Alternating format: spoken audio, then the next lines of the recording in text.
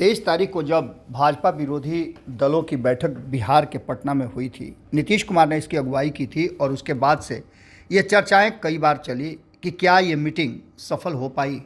इस मीटिंग को लेकर के कई तरह की बातें कही जा रही थी और यहाँ तक कहा जा रहा था कि इस मीटिंग को 23 तारीख होने से पहले कई बार तिथियाँ बदली गई और कई दलों ने इसमें आने और ना आने की बात कही।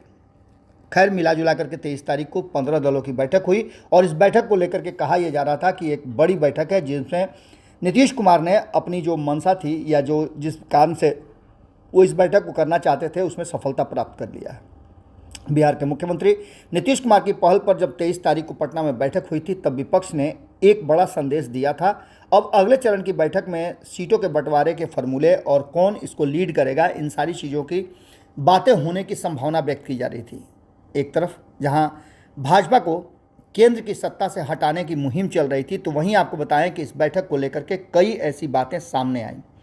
कहा यह जा रहा था कि ये बैठक पहले शिमला में होगी, जो दूसरे राउंड की बैठक है वो 10 से 13 तारीख के बीच में होने 12 से 14 तारीख के बीच में होने वाली थी, 12, 13, 14 होने वाली थी, लेकिन ये बैठक भी कैंसिल हो गई। और 2 दिन पहले ही हमने आपको बताया कि शरद पवार ने इस बैठक को शिमला में न करके इसे बेंगलुरु में करने की बात कही थी।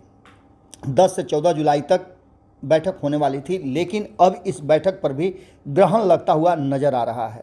कहा यह जा रहा है कि इस बैठक को लेकर के अब कांग्रेस का मानना यह है कि यह बैठक संभव नहीं हो पाएगी और न सफल हो पाएगी, क्योंकि तब लोगों की व्यस्तता और नेताओं के विधानमंडल के सत्र विभिन्न राज्यों में चलने के कारण मानसून सत्र को लेकर के बहुत सारी समस्याएं पैदा होंगी और लोगों के जुटने में कठिनाई होगी।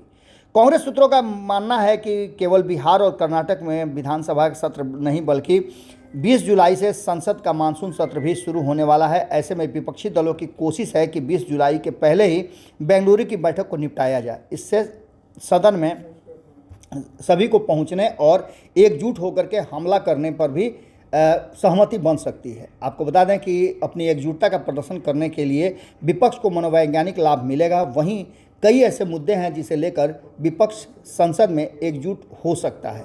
इस पर भी बेंगलुरु की बैठक में चर्चा हो सकती है। लेकिन इसी बीच आपको बता दें कि जो चर्चाएं हो रही हैं, जो बातें कही जा रही हैं कि विधानसभा के सत्र कई राज्यों में चल रहे हैं, इसको लेकर के बेंगलुरु में होने वाली बैठक की तिथि आगे बढ़ाई जा सकती है। हालांकि इसे लेकर विपक्षी दलों की ओर से कोई आधिकारिक घोषणा नहीं हुई है, लेकिन सूत्रों का माने तो अब अगली तारीख बिहार विधानसभा के मानसून सत्र की तिथि को देखते हुए तय की जाएगी। इसके पहले 23 जून को पटना में विपक्ष की बैठक हुई थी, जिसमें घोषणा की गई थी कि 10 से 12 जुलाई के बीच अगली बैठक शिमला में होगी। लेकिन उसके बाद हमने आपको बताया ही कि किस तरह से शरद पवार ने इस बात की तरफ इशारा किया था कि शिमला की जगह बेंगलुरु में बैठक की जाए।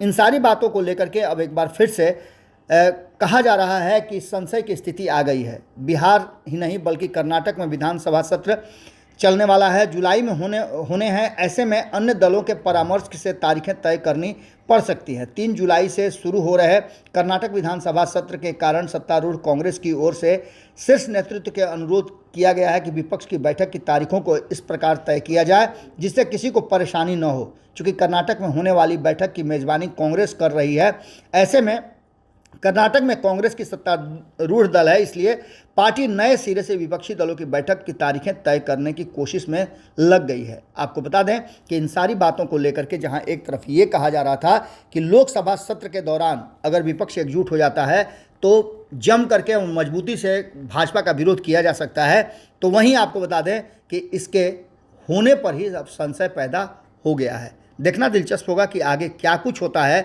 लेकिन एक चर्चा तो बिहार में शुरू हो गई है कि इस विपक्षी एकजुटता की मुहिम में नीतीश कुमार का उत्साह एक बार फिर से ठंडा पड़ गया है। देखना दिलचस्प होगा कि क्या कुछ निकल करके सामने आता है, ये बैठक होती है या नहीं होती है। जुड़े रहिएगा भारत लाइव के साथ, जैसे ही कोई अपडेट आता है हम फिर आपके साथ जुड़ेंगे।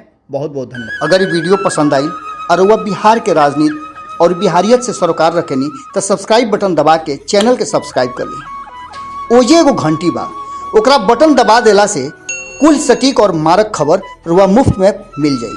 अगर रुआ पत्रकारिता के हमनी के नया प्रयोग में सहयोग कर चाहतानी तो ज्वाइन बटन दबा दी। पेटीएम नंबर नोट कर ली 9386816700। धन्यवाद।